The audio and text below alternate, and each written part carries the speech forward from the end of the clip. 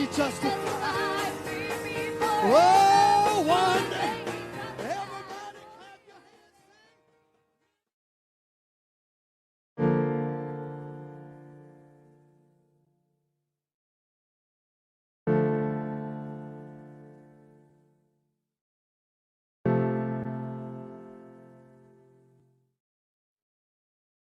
Easter Sunday, I suffered a cardiac arrest. This is due to a heart condition, hypertrophic cardiomyopathy. And for about 22 minutes, I had no pulse, flatline. I looked at him and his face was just gray. It wasn't pale, it was just gray. And I could just tell that something was wrong. And he just fell, when the song ended, he just fell on the floor.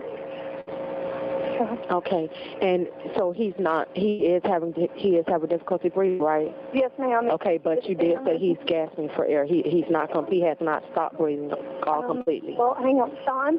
Yeah, just check for breathe, baby, breathe. Okay, he just quit like gasping. Please, baby. Hypertrophic cardiomyopathy is a cardiac condition where part of the heart muscle is enlarged, and it usually causes blood flow to leave the heart in an impaired fashion. You know, most people are never diagnosed with this condition. They don't find out about it. Their families do, because it's a silent killer.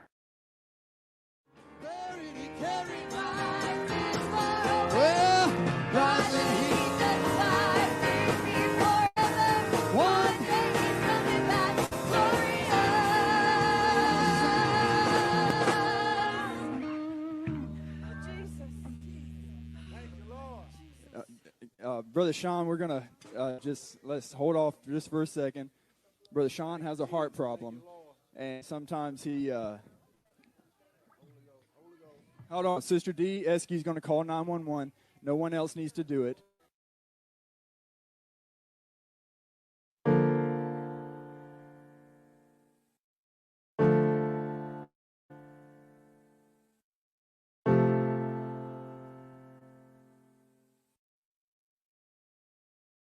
Miraculously, a few days later, Sean woke up and ultimately ended up getting the treatment that he was intended to get.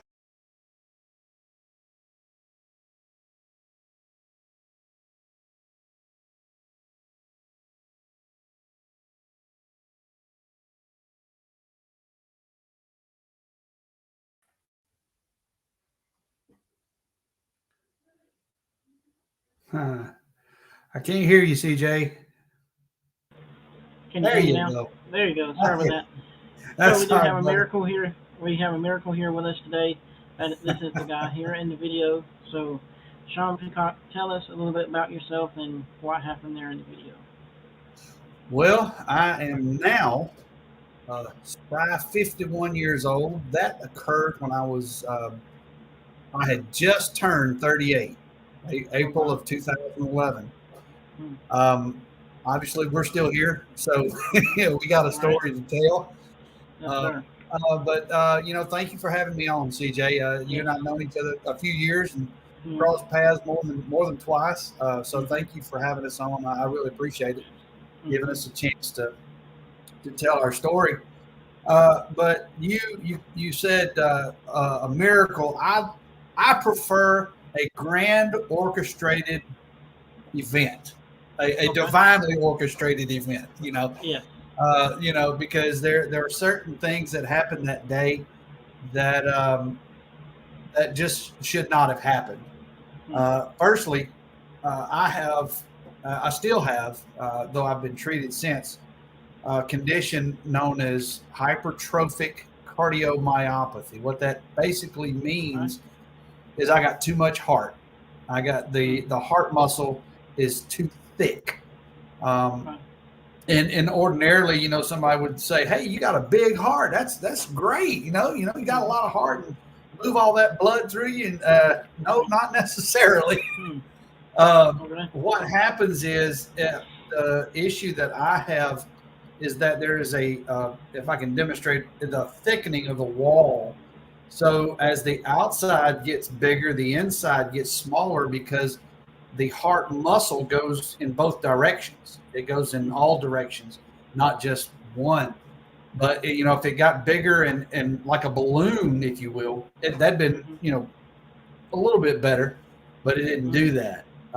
My problem was it got thick and just right next to where my aorta is. That's the biggest. That's where the blood goes to everything else. That's the outgoing blood vessel. The muscle basically had pinched off to a degree the aorta, so I wasn't receiving enough blood flow. And I'll back up a little bit at that point. I had known since 2001, actually, basically known all my life, really. I had a heart murmur. But in 2001, I was diagnosed with this problem. And the doctor, my cardiologist at the time, shout out to the Dr. Michael Cecil, God love him.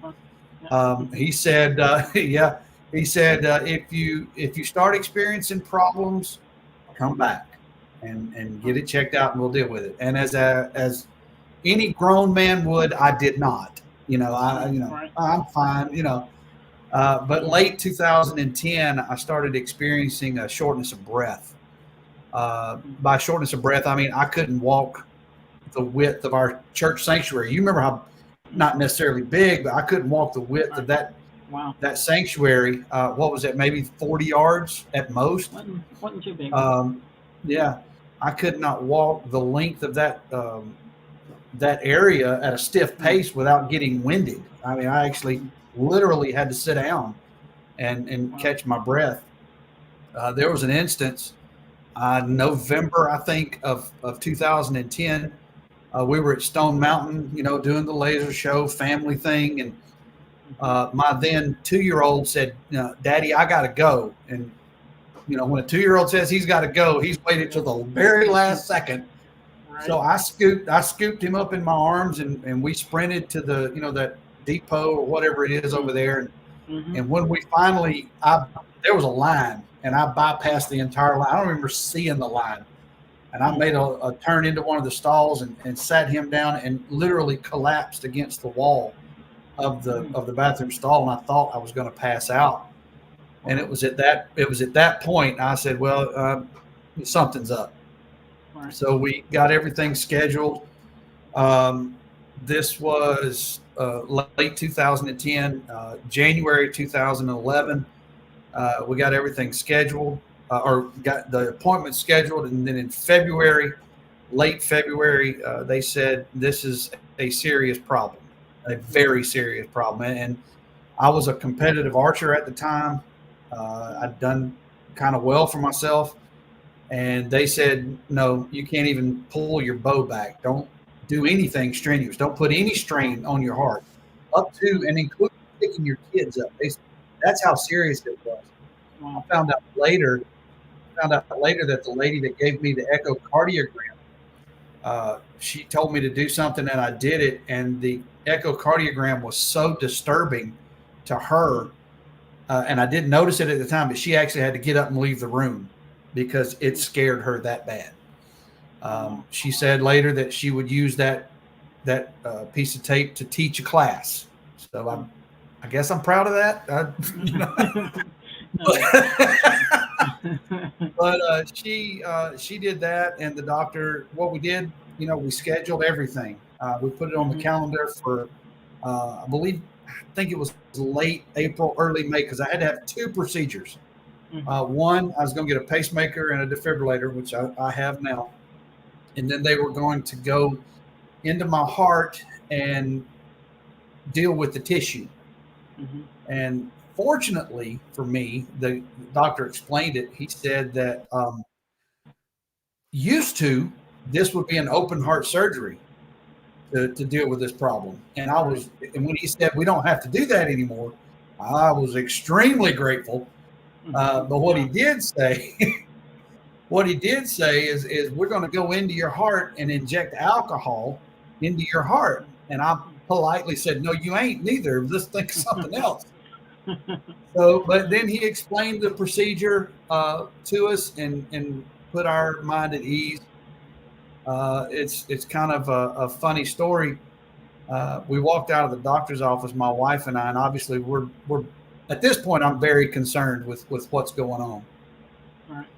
And my wife said, you got to tell your mother, right? And then, I got to tell mom, kind of thing, just that's. And then I remembered my mom was actually on the vacation of a lifetime. She was literally halfway around the world. She was in the United Arab Emirates. I mean, all the way over there where all that stuff's going on now. I have a cousin that lives there and works there, and she had gone over there to visit, and she was over there. And my wife said, "You better tell her now, because if you wait till she gets back, it's going to be bad." So, yeah. So the technology was a little different, but we were able to figure out how to do that. And she didn't take it well at all, because she was so far away. Right.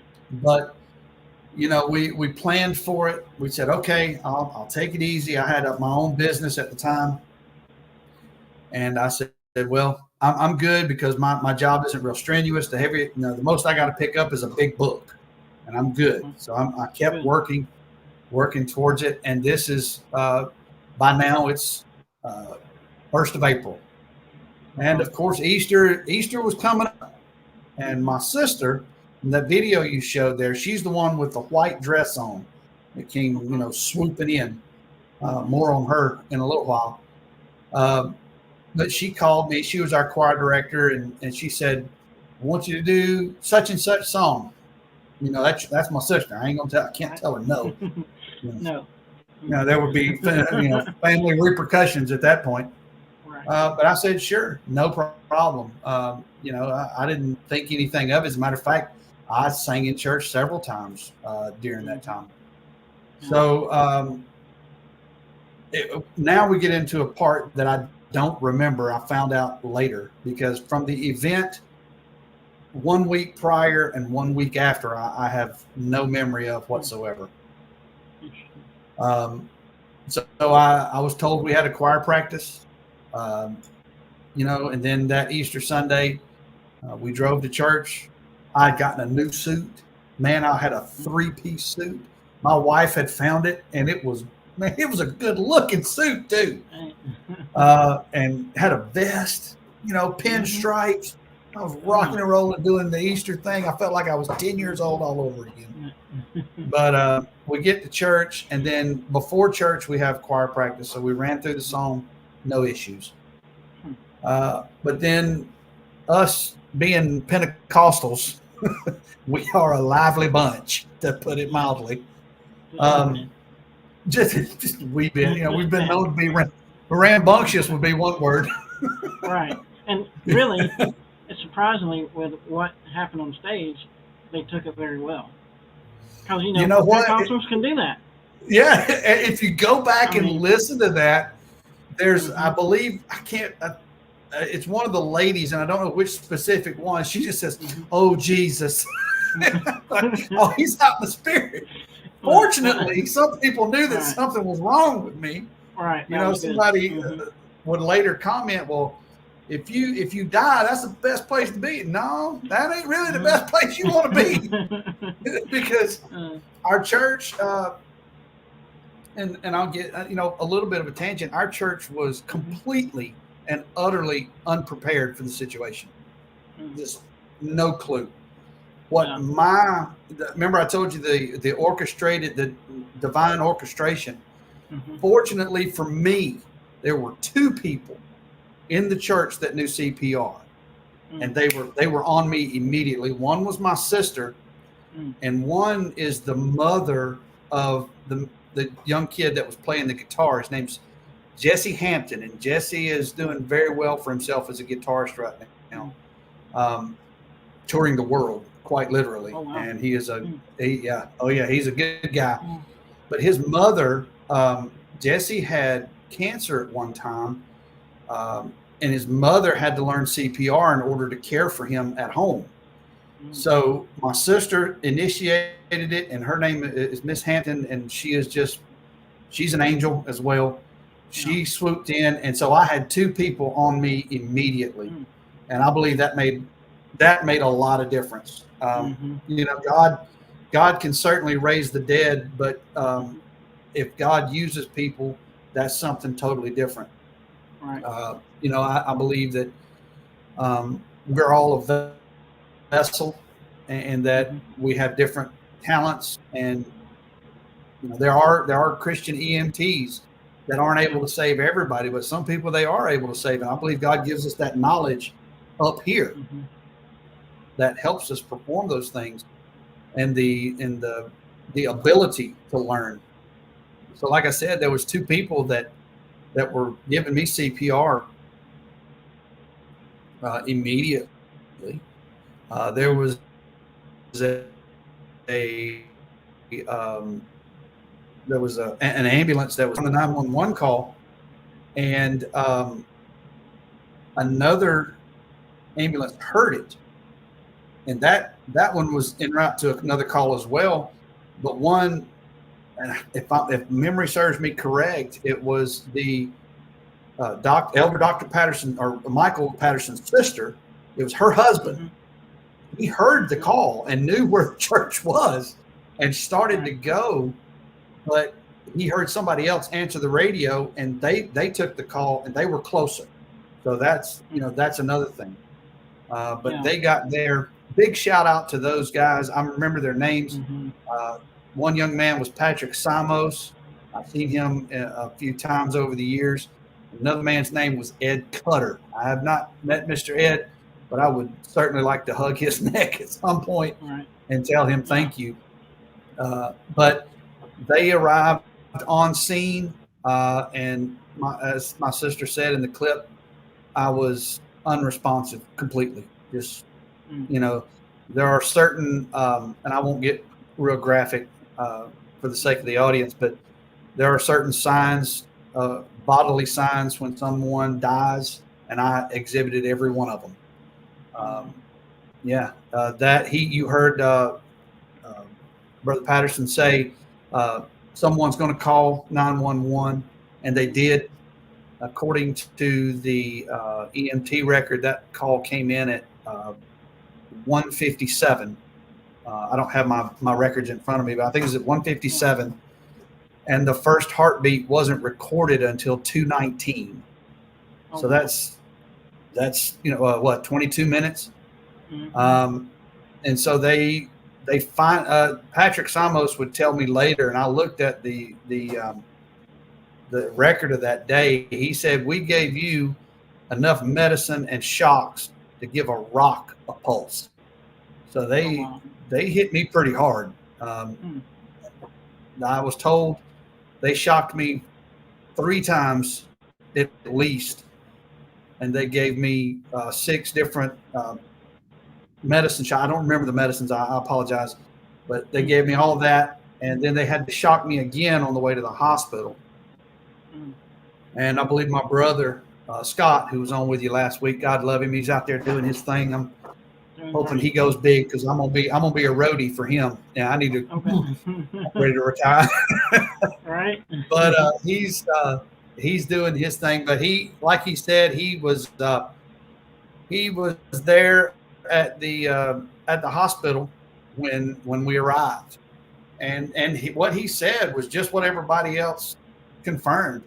You know, he went to another church across town, and when he got there, he just heard I'd passed out. That's all they told him. And so when he gets there, he's expecting me to give him one of these numbers from the back of the truck, maybe have a mask on with oxygen, and then he was ready to lay into me, man, just, you know, disrupting his Sunday. But then when he got there, there was somebody on top of me pumping my chest, and then it got real. It got real for it gotten real for my wife, you know, a few minutes before, but for my family, it got serious. And they took me into Rockdale Hospital. With this, right? Say that again? Born with this, right? You was born with this, right? Yes, I was born with the condition. Yes, most people are. It's a genetic condition. My kids have all been checked out; they're fine. So, Lord willing, knock on wood, they don't have nothing to worry about. Right. So, we got to the hospital and Rockdale County Hospital, and they said there's nothing we can do. We don't have the facilities, we don't have the equipment to help him. And at that point, they called in Life Flight.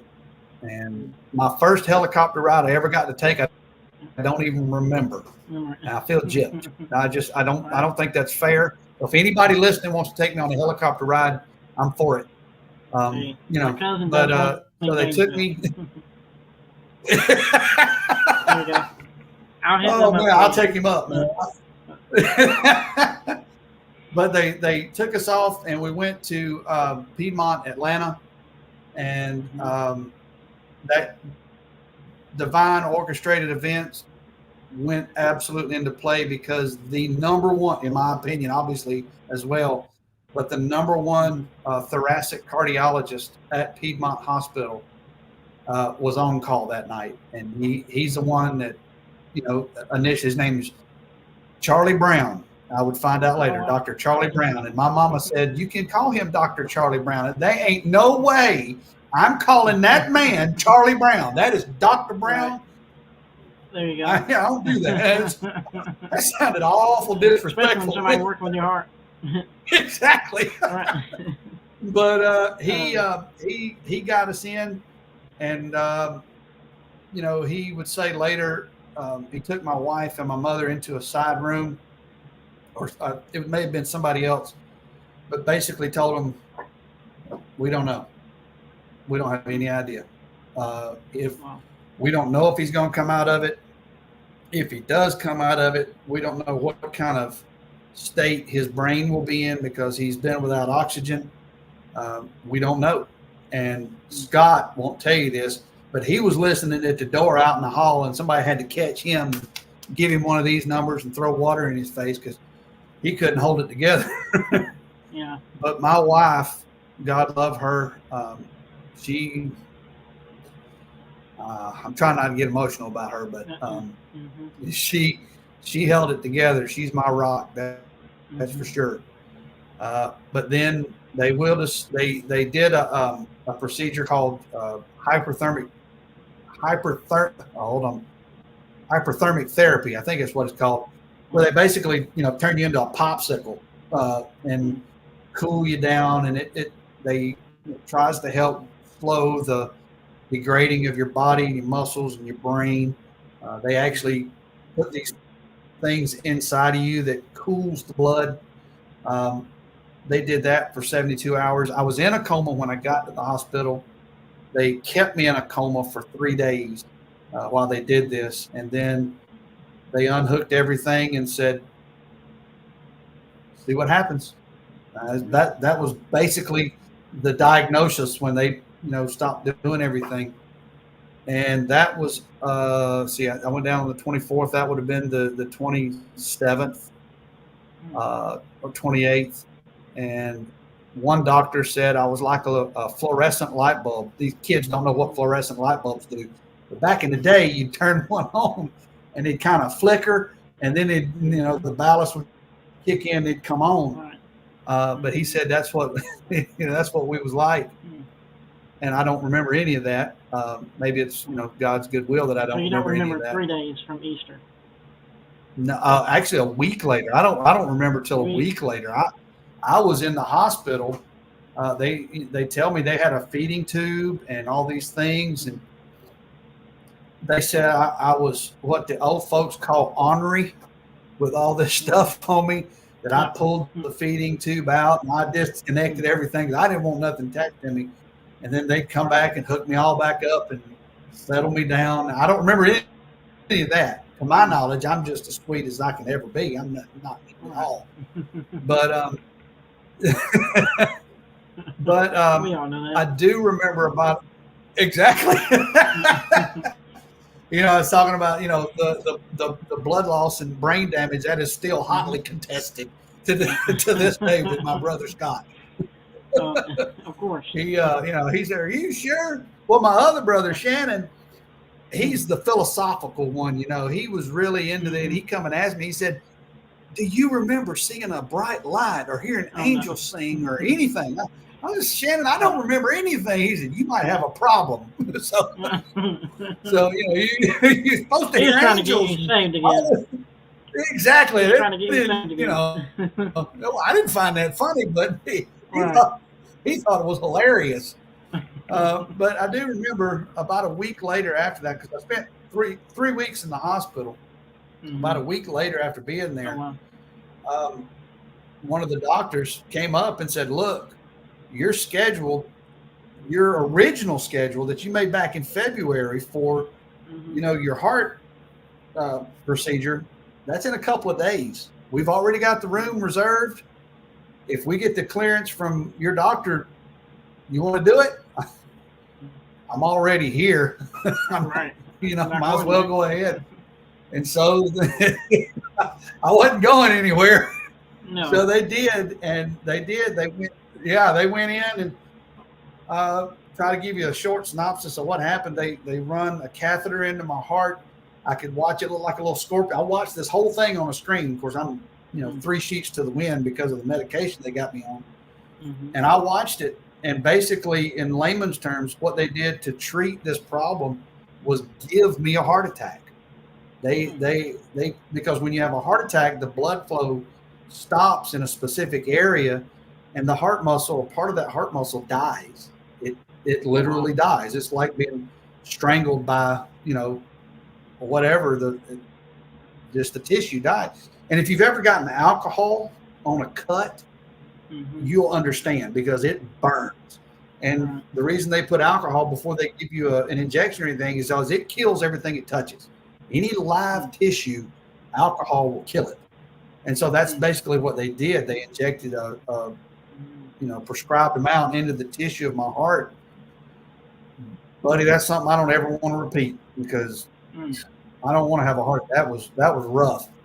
Again, I was heavily medicated, and there were physicians everywhere, and a nurse was holding my head like this so I wouldn't move, and it was a rough procedure, but we got through it. Thank the Lord. And so you was awake during then that? a few days later, say that again? You was awake during that? They didn't put you Oh yeah, I was awake. I watched it, man. I watched it. It's like watching an X-ray, and then I see this thing just come up into my heart, and then it took a hard left, and then they said, "Okay, here it comes," and I said, "What?" kind of thing, and it was like a big weight was on my chest, and I said, I told her, I can't breathe. She said, "Just it's gonna pass. Just calm down," and it did. But the recovery from that was basically like the recovery from a heart attack. It was long and not fun. I did fairly well with it because I was, pretty young. I was 38. And then a few days later, we had the pacemaker defibrillator, which wasn't near as bad because I was asleep for that one. And then about a week after that, we went home, and the physical is always the easiest, in my opinion, thing to recover from. But something a lot of folks don't realize is that, especially if you'll research it out, and I did later on, with any heart problems, heart attacks, any of this cardiac arrest, especially, there is a mental side of it, and it threw me for a loop. We really struggled with that for several years. I told you a while ago, my wife was my rock, and it was a rock I dashed myself against many times because she obviously didn't know how to deal with what I was going through. Neither did I. But we had a great support system around us. Our elder, Dr. Patterson, he was, anytime I needed him, anytime today, if I still need him, he's going to answer the phone. He's going to call me back. He was there for us, and of course my mom, and then 364 days later, we took our daughter, otherwise known as the terrible tornado, Corley Faith, to church for the first time. Literally 364 days later, the following April the 23rd, we took her to church, and she was dedicated. So through all of that, God blessed us with a child, and she is my joy and my retirement plan. All in one. How many She kids you got now? That makes 3, as a matter of fact. 3. Our oldest, Trey, Tristan Trey, he is in college in Valdosta. He's also in the Army Reserves, and so he is doing extremely well. He goes, I think it's 1 weekend a month, 2 weeks a year, and I believe he just what they call re-upped. He's going in for a few more years. Our middle son, Lewis, is one of the most talented guitarists I know of. The boy can just hear something and just pick it up and play it like nobody's business. And he plays in church when he gets a chance and does what he can.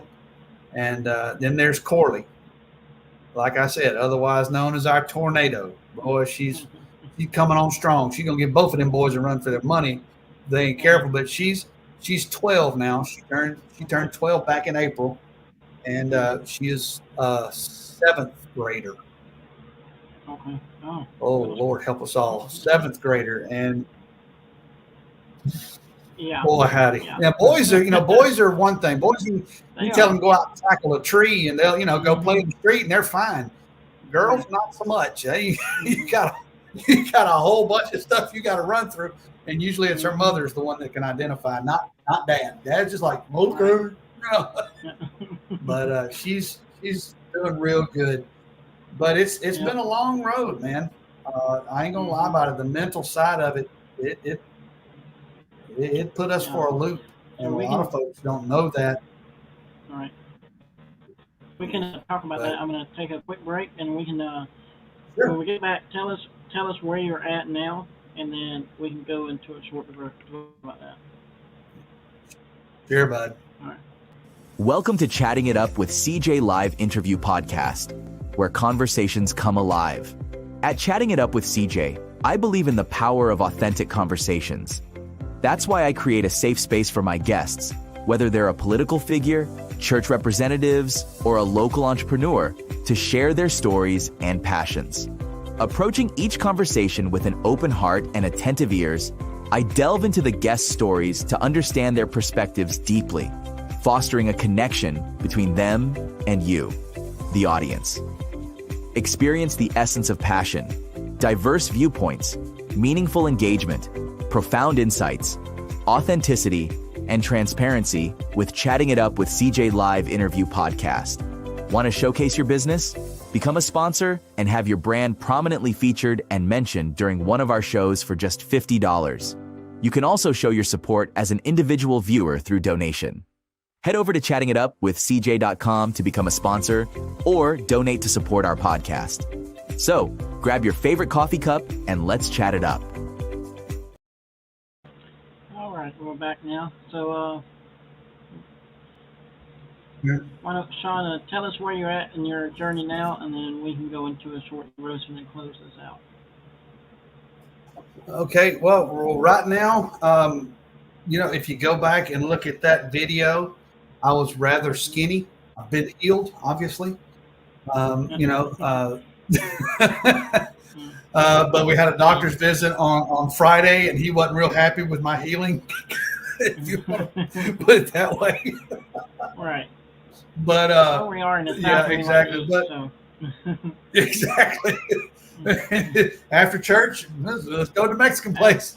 There you go. So, but God's really been good to us. I've had the same job for 10 years at a local home improvement warehouse where we live, and so God's been good to us in that regard. My wife is just, again, she is my rock. We go to church in Jonesboro at Oak Park Church. Shout out Brother David Scott for being there for us. Oh, he is a wonderful, wonderful man. And that whole church just welcomed us with open arms and has been nothing but gracious and kind and thoughtful and prayerful for my family.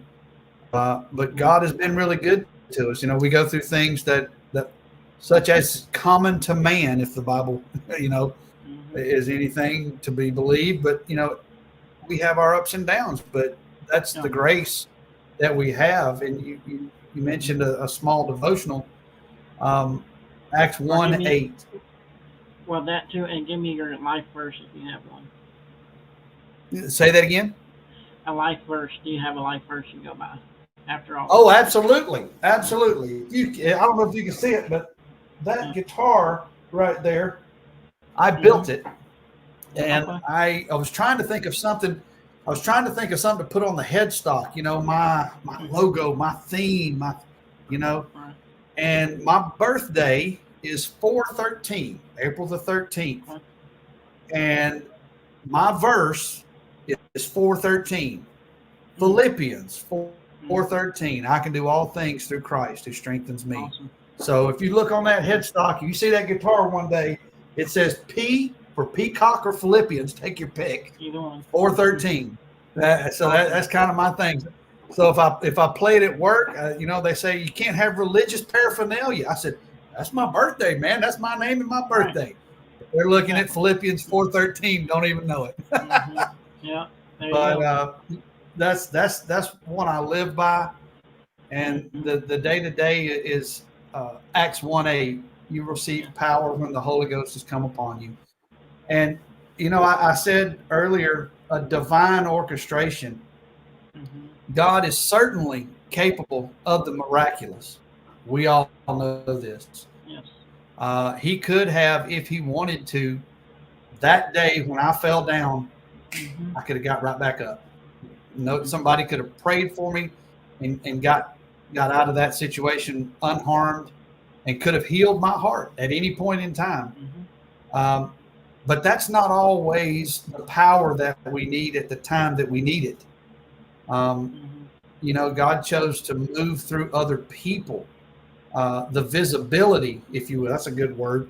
The visibility of my situation is now in front of some of the most influential people in Atlanta, in the medical community in Atlanta. They know Easter Sunday. Yeah. I was in church, so it's a blessing. But God does things by the counsel of His own will, the Bible says. So whatever He decides, or however He decides, I'm grateful to still be here. Don't get me wrong. Right. I might would have chose another route because that was a long road, but God knows what He's doing. So we're going to let Him do it. Yes, sir. And we got to remember always to give Him praise for everything He does. We don't maybe not understand what He's doing at the time, but in the long run, He will. So That's I appreciate you coming on bud. Telling us about your testimony.